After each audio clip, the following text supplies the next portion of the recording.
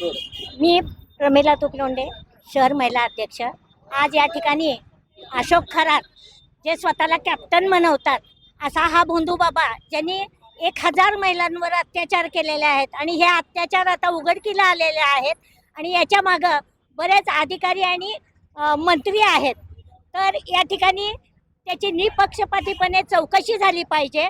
आणि दुसरी आरोपी म्हणजे आपल्या चाकणकर मॅडम, रुपाली चाकणकर यांनी फक्त महिला आयोगाचं महिलांवर रक्षण करायचं काम त्यांचं असतं, पण त्यांनी भक्षण केलेलं आहे. अशा चाकणकर मॅडमनी त्यांच्या राष्ट्रीय पदाचा पण राजीनामा दिला पाहिजे आणि तिला 2 नंबरचा आरोपी केलं पाहिजे.